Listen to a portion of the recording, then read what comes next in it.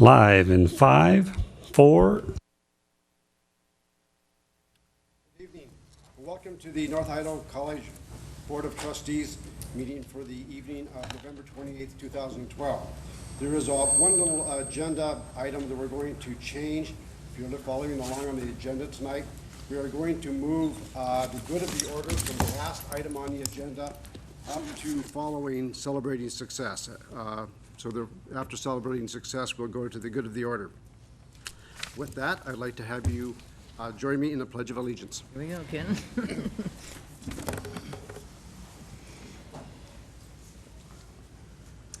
Pledge allegiance to the flag of the United States of America and to the republic for which it stands, one nation, under God, indivisible, with liberty and justice for all.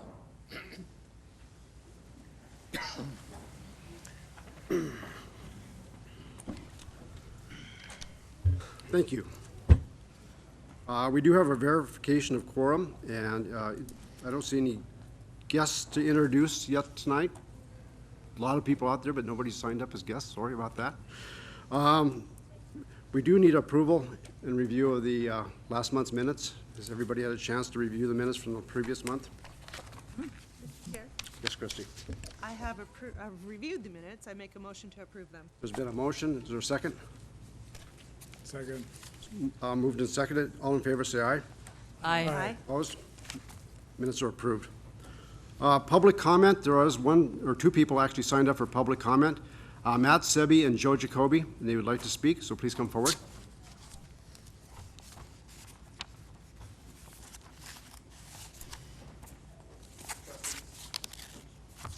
Dr. Dunlap, on behalf of the students and faculty and staff of North Idaho College, we want to thank you, Trustee Armon, for your dedication serving as a trustee. You've been particularly generous with your time. 12 years serving on this board represents an untold amount of hours and days. Only Trustee Meyer has put in more. In that time, you have proven yourself to be an invaluable advocate for our educational mission and, most importantly, for our students. You have fought on behalf of our students when needed and gone above and beyond the call of duty. You haven't always taken the road of least resistance or made the politically expedient decisions. You've based your decisions on what would support the success of our students and benefit this community. You have often gone above and beyond the expectations of a trustee because what you did what you felt needed to be done, not just had to be done. You've served with integrity, intelligence, and sincerity. We can't ask for more from a Board of Trustee member, and we offer you a sincere, deep thank you for your exemplary service to North Idaho College. And on a personal note, I wanted to add that years ago, as you were on the board and I was a fairly new faculty member, there were times I didn't always agree with your decisions. I was fortunate to actually have a couple of conversations with you and find out your deep dedication to education and to the students here at the college. And I realized it wasn't important whether I agreed with you or not, that you were making your decisions based on your desire to serve the needs of the students and the North Idaho community. Working with you as you've served on this board has been a great honor, and I'm deeply grateful to you. Your time and effort have made North Idaho College better than it would have been without your service. And I can't think of any higher praise for a board member than that. So thank you very much, Chair Armon. Thank you very much. It's much appreciated. Thank you.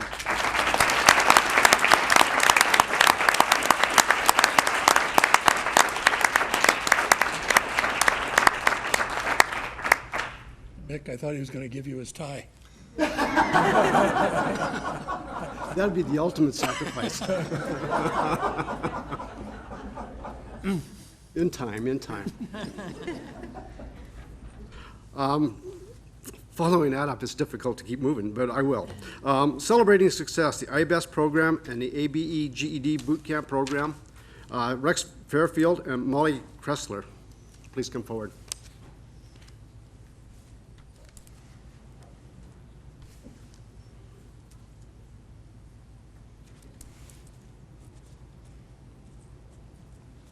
Hello, I'm neither Molly nor Rex, but Mike Myers, Dean of Professional Technical. I want to introduce two of the folks that work with me. I'm very pleased. This really gets at the essence of what celebrating success is about. And this really gets at the essence of one of our core themes, and that is student success. And I'm very pleased to talk about two of our programs that do that very well.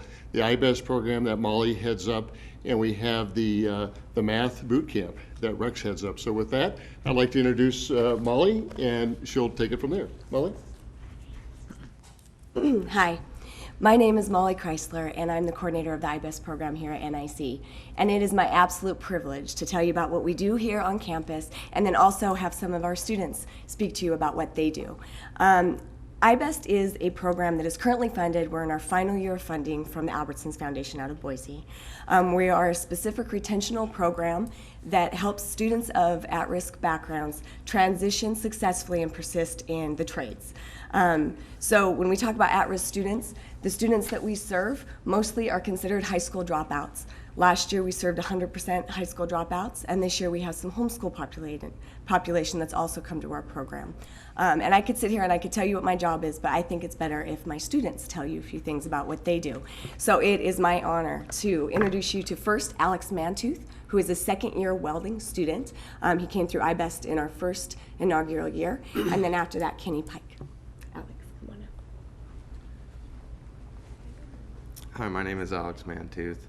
I'm a second-year student of the iBest program in the welding, and I was brought into the iBest program, going to the GED place and trying to get my test set up, and they called and asked me to come in for an interview, and I got into the iBest program. It's given me some great opportunities, and I know what I'm going to do now. They have very great instructors in the welding program, hands-on. They're always there to help, and it's just a great program. I'm very thankful that it was there. Thank you. Thank you, Alex. And next we have Kenny Pike. It's his first year of schooling during our second year, but all of Kenny's fellow students wanted to come to support him tonight. So when you see the students in the back of the room, those are our machinists and our welders that they wanted to come and support Kenny. So come on up, Kenny. Hi, I'm Kenneth Pike. For the past couple of years, I had been struggling to find full-time work in the construction field and had wanted to change in career for quite some time, but with no GED, it's kind of difficult to do. My fiance was interning at the Head Start in Rathdrum, where Molly and Judith were speaking to parents about the iBest program. Once I heard about the program, I informed a few of my friends about it that were in the same position as myself, and we all made an appointment. With the support of my friends and family, I knew it would be easier for me to follow through with it. Once I got into the program, I quickly realized that not only did I have the support from friends and family, but the support from my cohort and the iBest faculty has been the true reason for my success so far. At first, my confidence level was pretty low, considering the fact that it had been 12 years since I had attended school. But in this short period of time, my confidence has increased dramatically because of the positive influence and environment that the faculty and cohort has offered. The ATEC classes provided me with experiences that I never had before. Molly and Judith have given me the push and courage to step outside my comfort zone and try new things that I never had thought I could do before. Like this. The math class I thought would be one of my biggest struggles, but to my surprise, it's my highest grade and actually one of my favorite classes to attend. Achieving such high grades has been a huge confidence boost as well. This may not have been possible without the math support class that is offered through the iBest program. The machine tech instructor, Tony Nacarado, he's a new instructor that started this semester with the iBest program. He has been working in the field for 20 years and actually attended schooling for his degree here at NIC. He's been able to provide us with a true hands-on experience. He also works with us on a personal level and provides us with information about what the workforce is truly like. With the knowledge that he is giving us, I feel that we will be able to leave this program with up-to-date information of where the profession is heading and be successful in the machining profession. I feel that iBest makes it impossible to want to give up. With so much help and support, the thought of it has never even crossed my mind. I am proud to be an IBEST student, and this has truly been an eye-opening experience for my friends as well as myself. I couldn't have gotten this far without the program. Thank you. Thank you.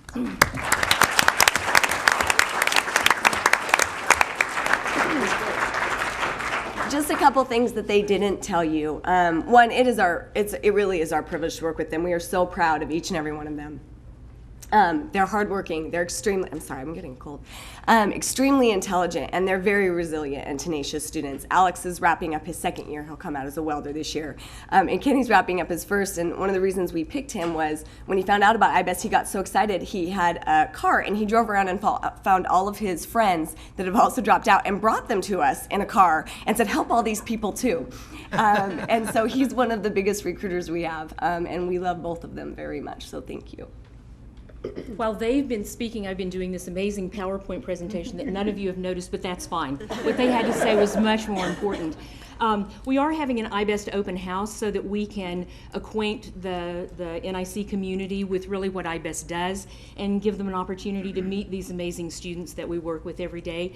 It's next Tuesday, December 4th from 12 to 1 in Headland 233. We have invitations, and we would love for you to attend. We'd love for you to have the opportunity to get to know these students better. So thank you for your time. We're really excited about IBEST, and we hope you can join us. Thank you. Good evening. Good to see you all. Thanks again, Ron and Mick, for your service for the last time. Thanks for your continued support of our program. We'll solicit more help now that you're back in the community. I'm here representing North Idaho College's Adult Basic Education program, and specifically our Math Boot Camp. You are each handed a folder this evening identifying this grant, which is part of the C3T grant funded by the Department of Labor.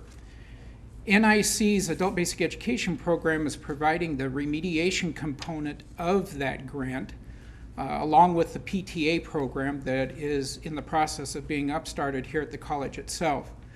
The remediation component is a major focus not only of our local college itself, but of the Office of Vocational Adult Education, in which we strive to persist with our students, retain our students through the remediation, in most cases, dealing with math anxiety and the lack of skills in the math area of study.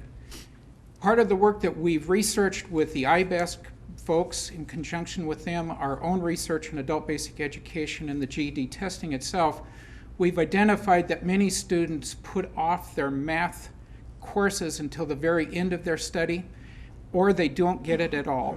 So this program identifies students with math issues, identified as the COMPASS scores coming in at 44 below on the pre-algebra test. And then those students are given the opportunity to participate in the Math Boot Camp. It's 4 weeks, 4 hours a day, 4 days a week, 3 days a week, for 4 weeks, like I said. And we just initiated another program, started just 2 weeks ago. You will see some of the data in there that from the program itself. The program itself is much more than the data, but I wanted to put that in there so you can see just the success. Our overall grade equivalent level increase was 75.8%. Was an increase in the scores the students represented on average in the class. We had small numbers for the summer program. We only had 14, but 11 out of the 14 tested into math appropriate classes for their study and or are going to be taking those math classes this spring. We had one student that just applied for inquiry purposes only. One student dropped out once they got and saw the rigor of not only the math but everything else involved with their program of study. So with that success, we've started off, we've reached to the C3T folks. They've granted us another option to go this fall. We will be doing another class this spring. We will be working closely with all of the professionals in professional technical education to make the curriculum more specific to the trades, and therefore seek and serve those students, specifically professional technical, but we are also opening it up to all academic transfer students with math deficiencies. So it's a great program. We have a great staff. The teacher we currently have is Mary Fry. She is an educational teacher at Woodland Middle School here in town. She's had great success. She is just wonderful. The students love her. We love her. And I couldn't speak more highly of the program, and we look forward to serving more students the next couple times around. Thank you. Thank you, Rex. Questions for either Molly or Rex? Go ahead, Judy.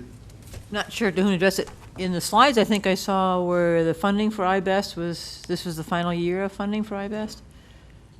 Yes, actually, happens next? to address that, we wanted to thank both the Department of Labor for the grant that Rex has spoken to and Albertsons Foundation for the other fund. It is, one of our goals is to move some of these things into the mainstream funding if we can.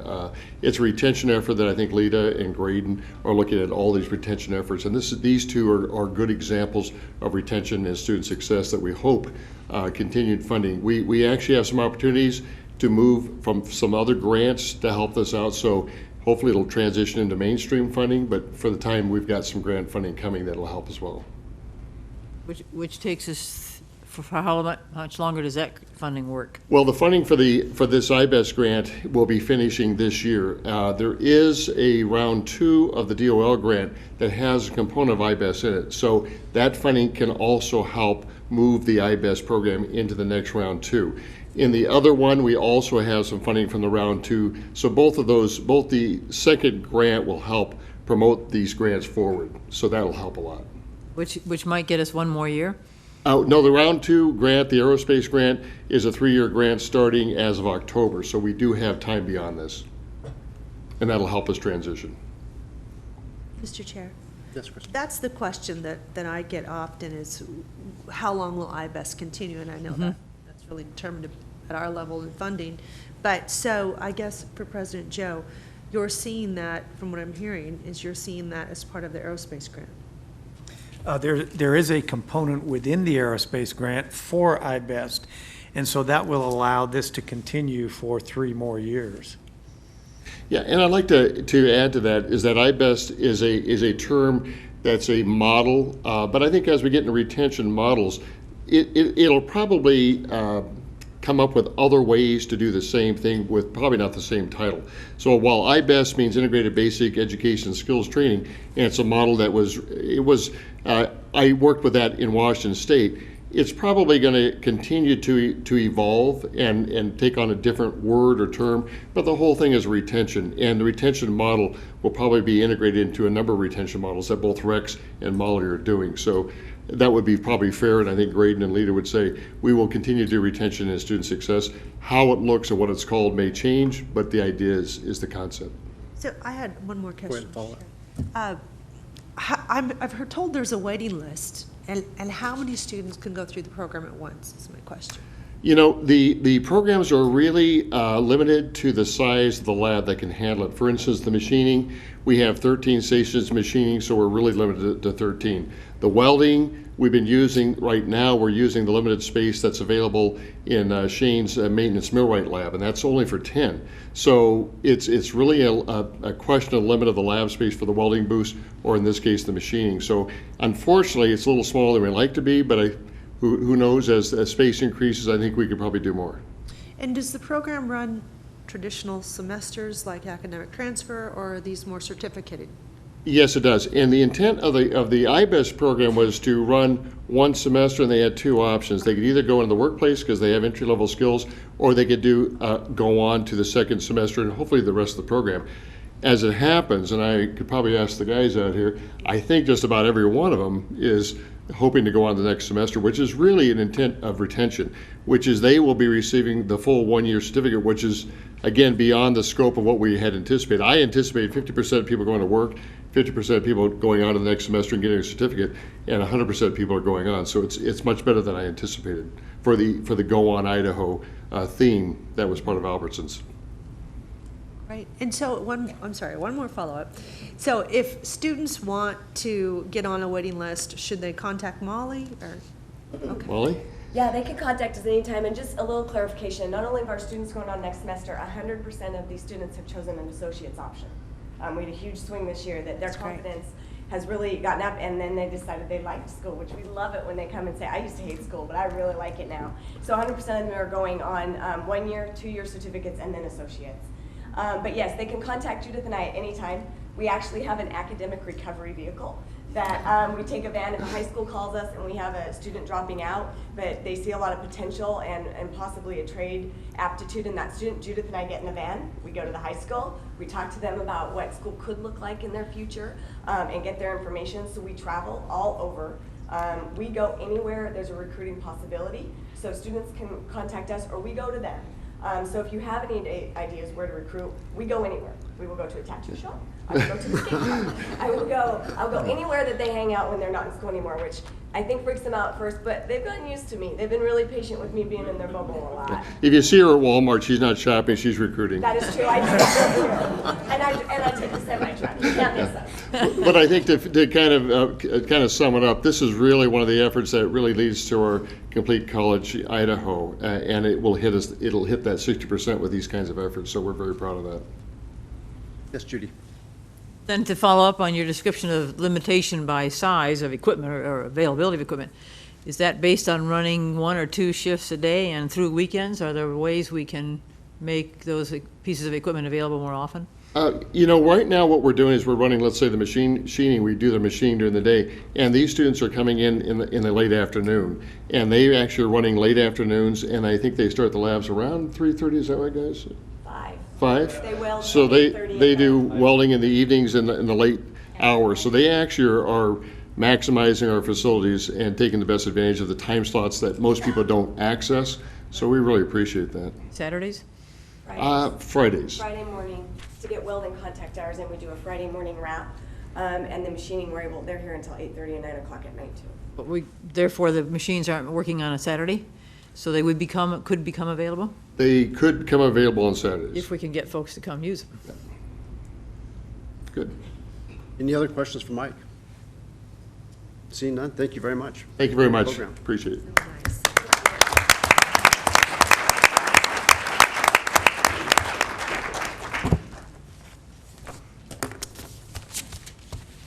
At this point, we're moving the last item up to the next item on the agenda, and that is good of the order. So at this point in time, anybody that wants to speak up can? Judy? I had a couple things, Mr. Chair, and this President Joe is an article out of the Spokesman Review about CCS honors program could earn high marks. I don't know if you saw that editorial about community colleges Spokane and their work, and figuring since you're familiar with that, there may be a way for you to do a little transfer work there for higher education opportunities. If you've not seen it, I'll share that with you, but it sounds like good things are happening nearby. And then I wanted to mention, and again to fellow board members, I'm not sure if this will fit for us, but there's an effort on January 7th to bring together educators with state legislators for a education policy expert workshop, or academy they're calling it. I'll be back in touch with you. I don't know if you've heard anything about that. And then the last item was one that I've been in touch with our president about, and that was I had occasion to visit with a community college board member from the McCall, Idaho area, and they're currently thinking about and doing some education issues at community college level, but not within our community college system. And at this time, I think our goal as a board is, and President Dunlap has done a good job of following up already with connecting with them. Don't know where it'll go and how it'll fit, but I think is another part of what community colleges do in the state of Idaho is we visit with anybody else who wants to try and do it or develop a community college, and that is the case with the folks in McCall. So I think by January we may have an update on that. That was it. Mr. Chair? Yes, Christy. Well, if I may, I'd like to take an opportunity to follow up on the kind words of the faculty toward you and Mr. Rieselmeyer. And I might not get another opportunity, so I would like to certainly echo their sentiments about what a pleasure it's been to work with both of you, how dedicated you've been all these years to the community, the faculty, the students, and education, higher education in general, and the extra efforts that both of you have made to serve on various committees, and certainly Mick as chair, your efforts to reach out to the other 2 community colleges in the state and make us a real solid team, as we should be. And you both will be greatly missed. I've enjoyed working with you tremendously, and it's hard to let you go. But I know you'll be successful wherever you go, wherever you land, and I think you're both going to be having a lot of fun. So I just want you to know how much I appreciate working with you. and I wish you both well. Thank you. Mr. Chair. Yes, Joe. Well, on behalf of the faculty and staff here at the North Idaho College, I also would like to publicly thank Mr. Wieselmeyer and yourself for your service to the college. Now, we had a farewell for Mr. Wieselmeyer already, and we presented him with a huge rendition of the old and new NIC. But in addition to that, we would like to present him with another plaque to take with him and thank him for his service. Now, Ron, you've been on the board for 6 years. I've known you for 5 months. And every time you've spoken, I've appreciated the advice. And you've always said something that is important. And so you don't talk a lot, but when you do, it's important. So thank you so much for your service to the college.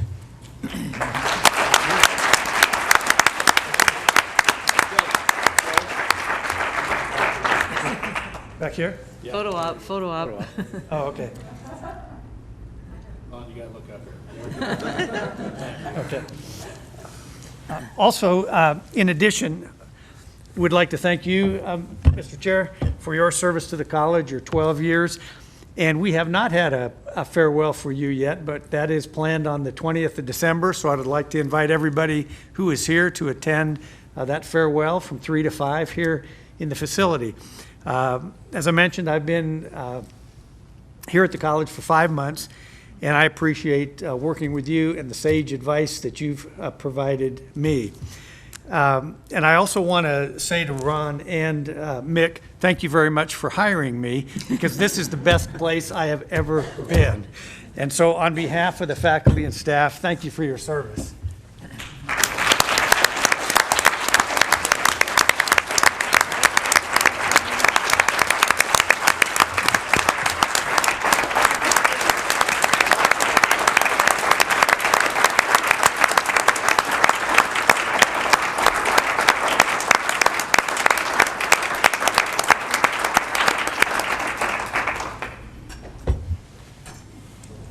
Before you start talking, I'd like to say something. Go ahead. You know, I came on the board 2 years ago, and this was a new experience for me. And many of the boards that I've served on in the past, they find their own comfort zone over a period of time. And this board has done that. It's found its comfort zone. A lot of varied opinions, varied points of view, many sometimes very deeply ingrained beliefs that come into conflict with one another, but the common denominator amongst all of the board members has always been, with the leadership of Mick and with the leadership of Ron, that we do it with collegiality and respect for one another. So that as we see these divergent views come together, no decision is good if it doesn't have different points of view that make up the context of that ultimate conclusion. But so long as those views are shared in a collegial and respectful way, it is a great experience, and it has been a great experience to me, and I want to thank both of you for being my mentors, in making sure that this experience was one of the best that I've had so far. Thank you very much, and I wish you both the best. Thank you. Judy. Can't resist jumping in as well. Ken, when you mention mentors, we always work with that word because we want to be sure it doesn't morph into tormentors as we work with you. And I've had the wonderful luxury of working with you, I think, 10 years or so. Ron, not quite as many, but clearly a remarkable time together. I was sorry I wasn't able to be at your bon voyage. Ron, and it sounds like the 20th is another chance to launch you, which we will do. Sadly but happily, because it means there are other ways for us to fold you into what we're doing with the college, and we know we will be doing that. Probably the best word I could think of to sum up Mick's work with us was a statesman. You were always struggling to find the best and highest good for us all, and as the faculty identified, you did it well. And I'm proud to have served with you. Thank you, Mick. Thank you. Well, I do have some words, and I actually wrote them down because I knew this would not be easy. I would like to take a few minutes to thank a number of people that have made this past 12 years enjoyable, educational, and sometimes contentious, as Kate said, but always with the idea of making North Idaho College a better experience for students. I feel very blessed to have had the opportunity to serve both the NIC family and also the citizens of Kootenai County. During my term on the Board of Trustees, we have seen numerous changes for NIC. Changes that hopefully will be the foundation for many generations of an ever-expanding higher education experience for Kootenai County residents. But first and foremost, I would like to thank our current Board of Trustees. Each of you has been a delight to spend countless hours debating the merits of many demanding decisions, often that we came to a decision to agree to disagree, but we always remain friends. I'd also like to thank a couple of three past board members that have been very instrumental in my career, Rolly Williams, Sheila Wood, and Denny Haig, who are also amazing mentors to me, and they are still amazing people in this community. I did have the pleasure of serving under three NIC presidents, Michael Burke, Priscilla Bell, and now Joe Dunlap, and each one has brought their own style and their own acumen to the position, and I've learned from each of them, but also from their staffs. I mean, we have seen numerous changes, new staff this year. It's a pleasure to work with each of you, but every time I've had the pleasure to learn and meet new people, it's been an experience I'll never forget. Some others I'd like to also thank are Raelle Anderson and her staff, and also the board of the NIC Foundation. What an instrumental partner the foundation's been for this board. It's been great counsel to all of us, and I think it's been a great working relationship.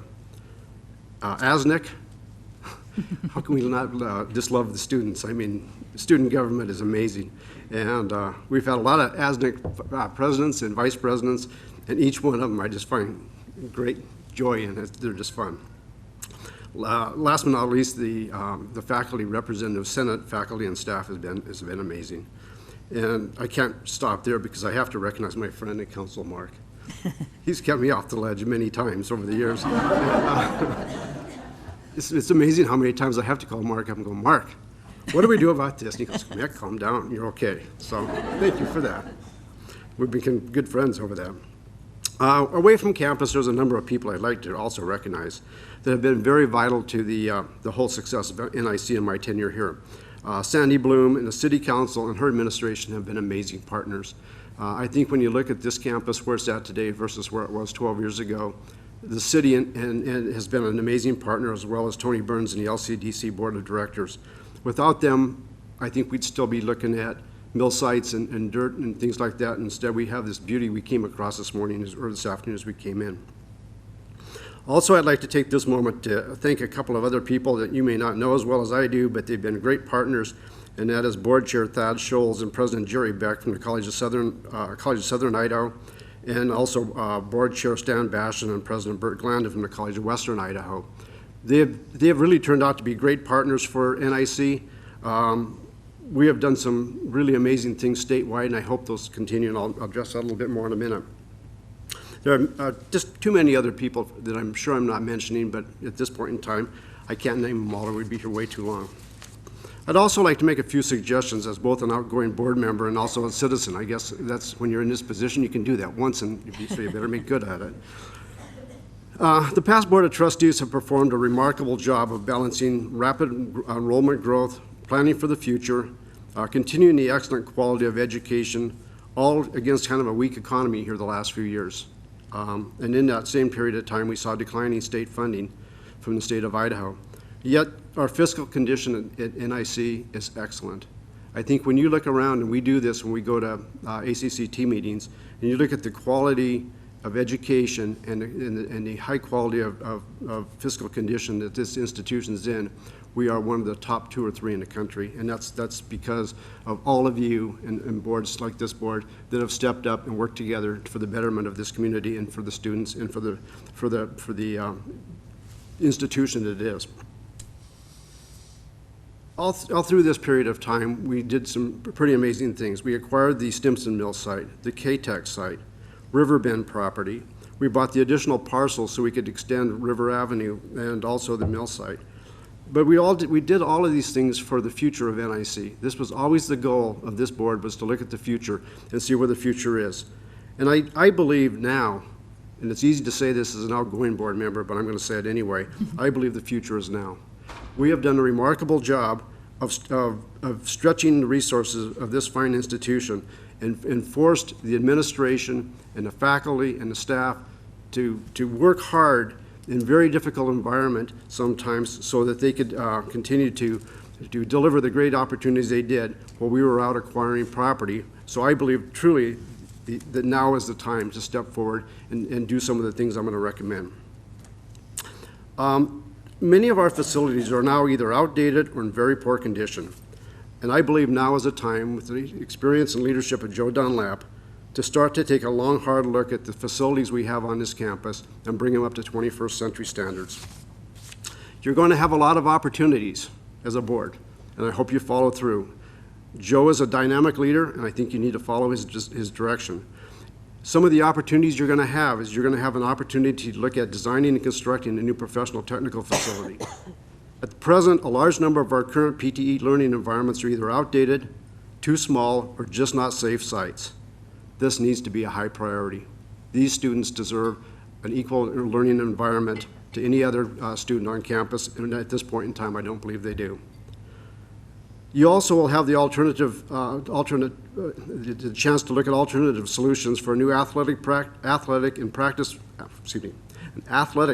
and performance facility. Can't even read anymore. Under the direction of Al Williams, thank you for being here, Al, the North Idaho College Athletic Program has made huge strides in the classroom, the community, and yes, in competition. It wasn't that many years ago that students were coming here, not performing on the athletic fields, and not performing in the community. That is not the case anymore. Yet many of our teams practice and compete in facilities that are either too small, not a regularized basketball court, too old, not safe, or not in Title IX compliance. I believe Al Williams has set the bar very high in his expectations for each of his NIC athletic programs, for both his athletes and for their coaches. They have fulfilled their side of the obligation. It is now time for both the community and NIC to reciprocate and construct a facility worthy of the best teams in the country. And oh, by the way, our women's basketball team is #1 in the nation. Other potential facilities that I think we need to explore are a student rec center. We have seen students come to us year after year after year requesting a student rec center. They're willing to step up. It's time for the board to realize this and step up and help them with that. There's been a request for additional student housing. There's been some talk of a new location for Emory's so that it has a better opportunity there. We've had multiple discussions about a new joint use building that would be used between North Idaho College, Lewis Clark State College, and University of Idaho. If the state doesn't want to do it, we should look at doing it, figure out a way to do it so that we can work together with the other two institutions to offer a greater four-year opportunity for students in North Idaho. The opportunities are great. The need is large, and we're way past due on these facilities. Right now, the cost of construction and the cost of financing are probably the lowest we're ever going to see in our lifetimes. Now is the time to be bold and follow the leadership of our president and start to look at these opportunities for the betterment of the students at North Idaho College. I also hope you continue the very successful dialogue that has been going for the last 2 years with CSI and CWI. There are still a great number of issues that need immediate attention, and we have made great improvements on comparable data so that all three institutions are now working on the same page. But the easy comparables have been achieved, and the next steps will take significant cooperation for all three schools' administrations to get completed. Also, dual enrollment, distance education are huge possibilities, and even with the Luna laws being defeated, I think these are great opportunities for NIC to move forward on. And last, I think we need to stay focused on out-of-district tuition. This is an opportunity that is just too easy to let go. The out-of-district tuition was set in 1982 as an adequate fee to be reimbursed. A lot has changed, as we all know, since 1982, and a fee that was established as adequate in 1982 is not adequate today with the increased cost in education. So I think those are some of the issues that, as we've started statewide working together, that need to be continued. And whoever the new president is, or new board chair is, I hope they continue working with the other two boards. And before I finish tonight, I'd like to address a couple of issues that are a little bit concerning to me that were discussed in the fall prior to the election. And these are issues that bother me, and I think as a citizen I'm going to address these. These were two topics that were either misrepresented or were just plain false in their statements, and I feel that the citizens of Kootenai County need to know the truth. First, over the past 5 years, North Idaho College has seen a historic 46% increase in enrollment. To serve that growth, this board spent countless hours researching and debating ways to continue to offer both access and affordability to both the NIC student population and also to the property taxpayer. As a member of those boards, I personally take issue with two statements that were presented this past month. The first false statement was that NIC has increased property taxes by 116%, and that every family of 4 in Kootenai County has seen new property taxes of $600 per year. Those statements are not true. Yes, it is a fact that the North Idaho College budget has grown over the past 5 years, as has the amount of funds from Kootenai County been into the budget. But the source of that increased funding to North Idaho College was from new property or new growth over the past 5 years from new construction, and also from the closing of one urban renewal agency and the early liquidation of a second, and not from individuals. The source of those funds were not from individuals like you and I. They were from outside sources and not from individuals. To show the real numbers of the impact of taxes to NIC, I thought, okay, where did it come from? I believe that taxes have stayed pretty flat over the last 5 years. So I was going to refute this. So I looked at my own Kootenai County property taxes. I went down to the treasurer and got my last 5 years of Kootenai County tax statements. So I looked at my 2008 tax statement, and the amount of taxes I paid on my own personal residence was $468.82. Now, if I was to believe the rhetoric that was being presented this past fall, I would expect to see a much higher property tax to NIC in my 2012 tax assessment. The fact is, my 2012 NIC amount paid in 2012 was $467.22. In that 5-year period, my NIC taxes have dropped by $1.60 or a negative 0.34%. This is not an inflation-adjusted drop. This is real dollars that I pay $1.60 less today than I did in 2008. I was a bit concerned that maybe I was the only one that had lower tax paid to NIC in the entire county. You know, maybe I got special treatment for being board chair or something like that. Dream on, Nick, dream on. So I checked 8 other parcels throughout Kootenai County, and guess what? Every one of them also paid less to North Idaho College in 2012 than they did in 2008. So the next time you have someone asking you who dramatically raised our property taxes, you will know one thing for sure. It is not the NIC Board of Trustees. The second issue I will address is a statement that NIC only has a 20% graduation rate. I find this to be an insult to the high quality and hardworking students that attend NIC. By making this statement, it assumes that 80% of NIC students are failures. That could not be any further from the truth. NIC is a community college, not a 4-year college. Second, NIC has many students that are getting professional technical certificates, credits to transfer to another institution, dual enrollment, career retraining, or maybe just taking lifelong learning. In the definition of graduation rates, all of these students are considered to be a failure to graduate. They are only a successful graduate if they attain their associate's degree within 3 years. This is often very difficult, as we all know, to do for the part-time working student. NIC has an amazing completion rate, which is really the definition we should be looking at, and that is what should be promoted and not be called a failure.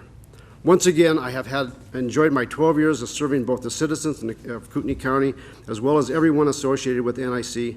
I look forward to whatever new challenge that God has for me, but I will always continue to be the greatest advocate for this fine institution. Thank you very much for the last 12 years.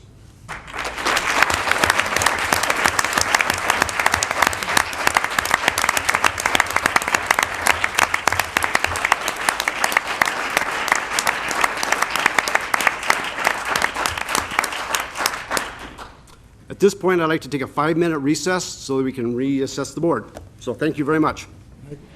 Yes, Ron, I'm sorry, Ron. I'd like to make just a few short remarks. I thought I was through giving farewell speeches at my farewell party, but I just want to say again, because people keep asking me, what are you going to do with all your spare time? Well, as I mentioned before, my first calling is the ministry, and some opportunities have presented themselves that we're now getting ready to make some changes, and some of it will be overseas and some will be here locally, but NIC will always be a part of our home at home because our base will will be here in Coeur d'Alene. And a few remarks to each of the board members.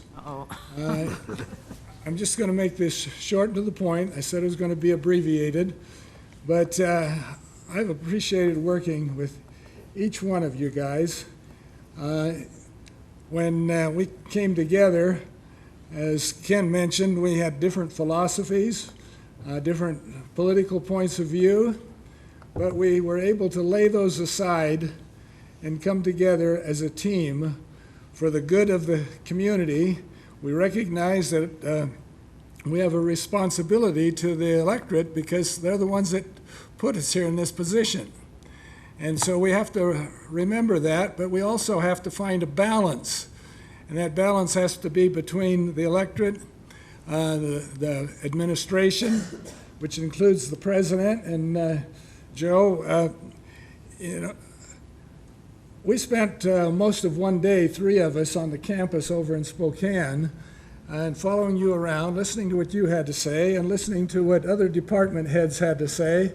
And there were probably 40 different people, at least, that talked to us. And by the time we left there, the 3 of us, after we got in the car for about 3 minutes, we said, we've got our president. And I feel privileged to be part of having you in this position, because I can leave knowing that the institution is in good hands with you at the head of the administration. But not only for the board members I appreciate you for the professional people that you are, because every one of you are true professionals, but our friendships. And I don't think those friendships will ever die. And I believe that with all my heart. And that includes you too, Mark. You sit here and thank you. And sometimes I almost get the feeling that you're one of the trustees because of your input, but your wisdom and giving us clear direction on the legal issues has been invaluable. But not only the administration and the board members, but the faculty and staff, the department heads, every one of you play an important role in this institution. And why are we here? Why have we all come together? Everybody that's up here, each one of you that are seated here in the front, and those of you that are faculty and staff and department heads in the back, it's for the students, for their future. And so we should never forget why we're here, because the students is number one. And having said that, I just want to say that keep your telescopes focused on the vision, and keep your microscopes focused on the mission. And if you find that balance, this institution will continue to be a successful institution for everybody involved in this community as it grows. And again, I just want to thank every one of you. Many of you were at my farewell, and others I've spoken to individually, and I appreciate your remarks and just the privilege, because it's been an exciting and challenging 6 years of my life, which I'll never forget. So thank you so much.